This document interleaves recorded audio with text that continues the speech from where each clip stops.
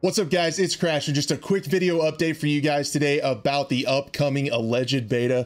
It should be taking place early October, so let's go ahead and take a look at that, and we'll talk about how that week is going to break down just a little bit, and then we'll get into some of the sources and things behind it, as well as what EA has said, what this means for the game as far as the window in between and things like that. So we'll talk about it just a little bit more. But anyway, getting right into it, it appears there's going to be a capture event on October 4th, early access on the 6th, and then open access on the 8th, and the beta will likely run through the weekend to either that Sunday or Monday. So a fairly short beta that's just a few days, 4 or 5 days, something like that is what it'll likely end up being. But how that week is probably going to break down, it looks like EA Game Changers, insiders, media outlets will have access to the game on October 4th, a couple days. They'll probably either release, depending on when the embargo lifts, we'll see gameplay that like Tuesday or even Wednesday before the beta goes live, like a couple hours to kind of hype it up. We'll get to see what the game changers and things think of the gameplay. And then early access will start on the 6th. We'll have 2 days of early access, and then Friday at some point everyone will get in and it'll go through the weekend. This is a pretty short beta in my opinion, but I think it's overall a good thing since we're already have waited this long. I think this is actually a good thing. We'll talk about that in just a minute. A little bit about where these dates came from. Originally, Tom talked about September 22nd, and then now he's saying 6th to the 8th since the delay.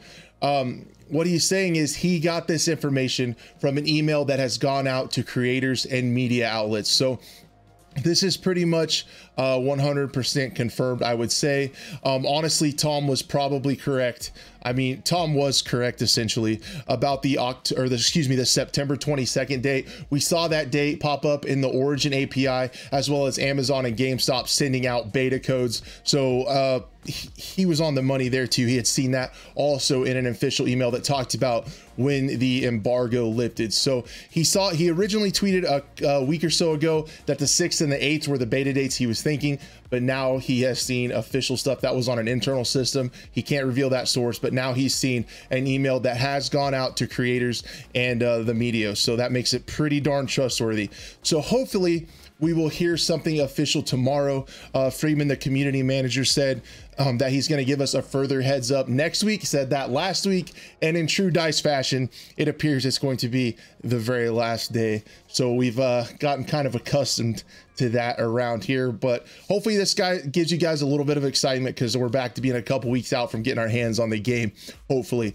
What this actually does and why this is an okay thing is it gives us about 10 more days between the beta and the early access release of the game. So basically what happened is the game got delayed a month, but the beta only got delayed a couple weeks. So there's actually around 10 to 12 extra days in there between the beta ending and the game releasing, depending on, you know, precisely when those times end and when the game goes live and things like that. But there's some extra time in there to work on things that they found wrong in the beta, keep polishing the games and things like that. I think that's a good thing. It becomes a little bit less of a demo. It's still pretty late for a beta in my opinion, but this gives them a little bit of extra time because there's almost always things that pop up in a beta that they are likely not aware of yet. When you get that many people in the game, you're gonna find stuff. So basically, I think the delay overall puts everything in a more cramped time window. Release is going to be, right around the Call of Duty release now, sandwiched between that and Halo. With the alleged Warzone map integration, I think that's going to be rough to compete with 4 days after launch, allegedly. It's going to be a little bit rough, but giving us this extra time in between the beta and the release date, I think is an overall good thing. Next week, it looks like I might be checking out that World War III alpha. I actually bought that game, so we might be playing a little bit of World War III next week to pass the time. I think that might be kind of fun to check out with you guys. Other than that, I think tomorrow I might do a video about the tech test, give some more thoughts and things like that about the technical test. I've been getting a lot of questions about that, so I think a video would be great. But for today, that's all I had. Thank you guys so much for watching. Be a friend, tell a friend, and we'll see you on the next one.